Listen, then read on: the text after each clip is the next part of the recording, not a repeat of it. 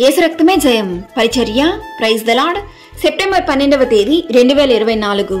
ఈరోజు దేవుని వాక్యము, కాగా నీ దేవుడైన యెహోవాను జ్ఞాపకము చేసుకొనవలెను, ఎలయనగా తాను నీ పితరులతో ప్రమాణము చేసినట్లు తన నిబంధనను నేటి వలె స్థాపింపవలెనని మీరు భాగ్యము సంపాదించుకొనుటకై మీకు సామర్థ్యము కలుగజేయువాడు ఆయనే. ద్వితీయోపదేశకాండము 8వ అధ్యాయం 18వ వాక్యము.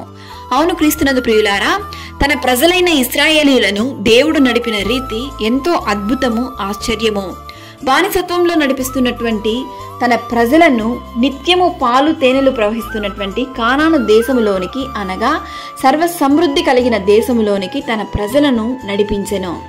తన ప్రజలలో ఒక నిబంధన చేసెను. నేను మీకు దేవుడనై ఉందును, మీరు నాకు ప్రజలై ఉందురు. మీరు బ్రతికి అభివృద్ధి నొంది యెహోవా మీ పితరులతో ప్రమాణము చేసినట్లు ఆ దేశమునకు పోయి దానిని స్వాధీనపరచుకొనున్నట్లు నేడు నేను నీకు ఆజ్ఞాపించుచున్న ఆజ్ఞలన్నిటినీ అనుసరించి నడుచుకొనవలెను అని.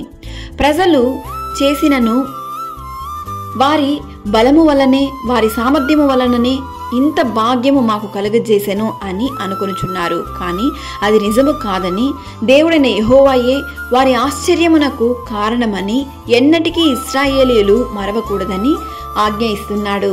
ఈరోజు ఈ వాక్యం వింటున్న ప్రియ సహోదరి సహోదరులారా, మన జీవితంలో కూడా దేవుడు ఒక్క నిమిషం లేకపోతే అన్ని శూన్యమే. కావున దేవుని యందు భయభక్తులతో జీవించండి. దేవుడు అనుగ్రహించు ఆశీర్వాదములను పొందుకొనండి. ఆమేన్. God bless you.